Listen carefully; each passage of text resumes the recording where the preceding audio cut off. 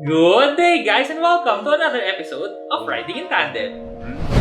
RIT, Riding in Tandem, RIT. With me, RM. At sa episode na to, pag-uusapan naman natin ngayon yung mga driving skills na kailangan alam mo sa kalsada para safe tayong lahat.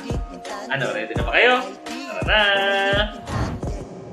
Sa correct child seat, no? Kumbaga, iba-ibang child seat kasi hindi pag sinabing child seat, yun na yun sa lahat. So, hindi. Gumamit kayo ng correct child seat sa baby nyo sa tamang age. Kumbaga, ganito. Sa mas mga bata kasi, sa mga baby talaga, yung mga months old pa lang, no? Better kasi yan na back-facing na car seat yung gagamitin nyo. Kasi ang nangyayari kasi, pag back-facing yung child seat na gamit nyo, yung force ng pagpreno nyo, madi-disperse sa buong katawan ng bata. Diba? Kasi pag front-facing kasi, kumbaga pag namreno ka, diba, yung ulo gaganto. Diba?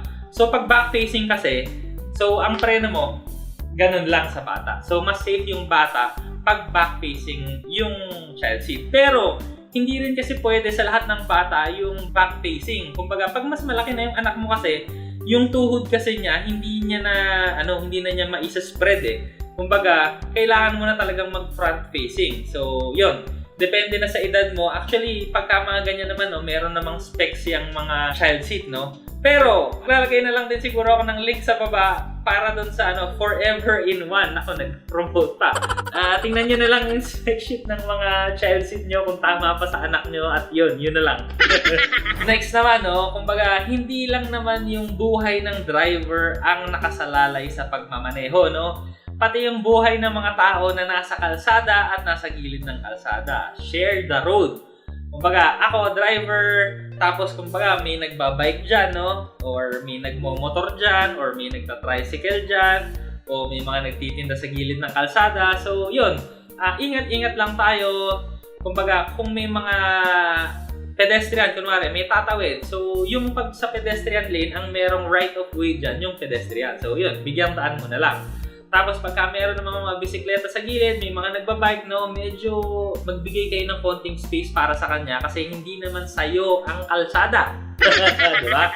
Hindi sa nakakotse ang kalsada. Pwede rin yan sa nagbabike at pwede rin yan sa lahat. Share the road. Isang example na dito, no, kung kumbaga yung motor saka nagkakotse, no, ang braking distance ng motor mas mahaba. So, kung mas mahaba yung braking distance ng motor at ikaw nakakotse, kumbaga makakapreno ka kaagad, pero yung motor hindi. So, bigyan mo ng space para doon sa braking ng motor. Lalo na pagka bike at saka naka-road bike, no, medyo yung braking distance niyan mas malayo. So, yun, no, ang importante rin dito, no, bitaw ka lang ng konti sa accelerator mo. Kumbaga, give way. Isa pa na pwede natin gawin para mas maging safe yung kalsada natin, no, gumamit ka rin ng safe na sasakyan. So, actually, kagaya nitong sa Ford, no, meron silang mga driver's aid. So, kagaya nito, meron silang park assist. So, sa park assist na to, hindi ka masyadong mahihirapan mag-park kasi tutulungan ka na ng kotse mo para mag-park. So, hindi ka na mag-aalangan. So, next naman dito, meron din silang mga 360 cam.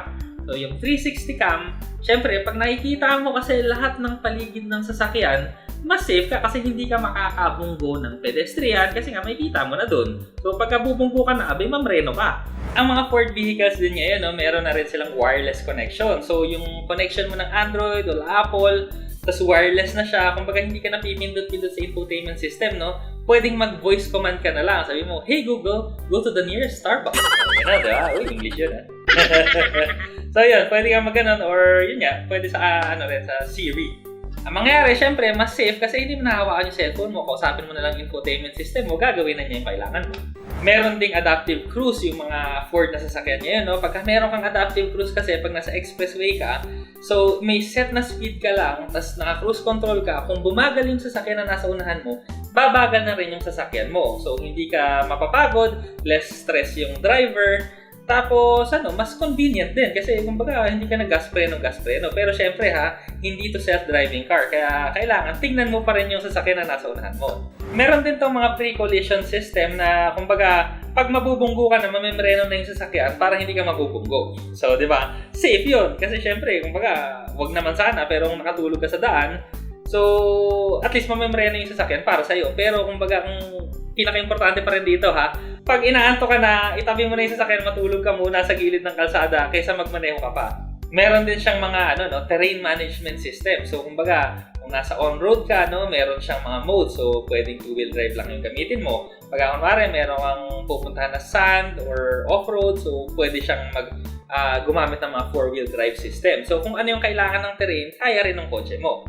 So meron pang mga ibang tinuro yung Ford, no? Dami talaga nilang tinuro, no? Kasama rin dito yung fuel efficient driving, no? So syempre, pagka nagda-drive ka ng smooth, mas konti rin yung gas na magagamit mo kasi wala kang sudden braking, nasasayang yung momentum ng sasakyan mo, at sudden acceleration na nasasayang yung gasolina mo. So napakarami talagang tinuro ng Ford, no? Pero ito na lang ang video pa namin para makita nyo pa kung ano yung mga ibang ginawa namin doon.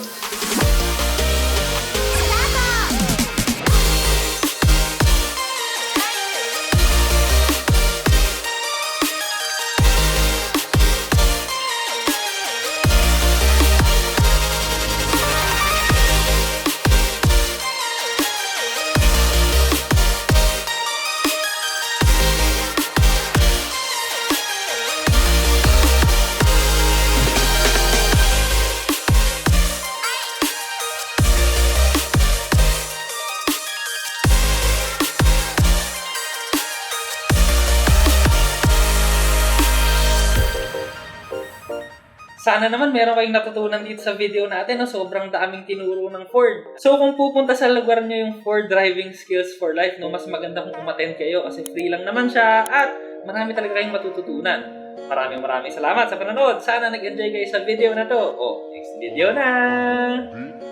RIT, riding in tandem. RIT, riding in tandem. RIT, riding in tandem. Siksik na impormasyon mula kay RM at Elaine. RIT, riding in tandem.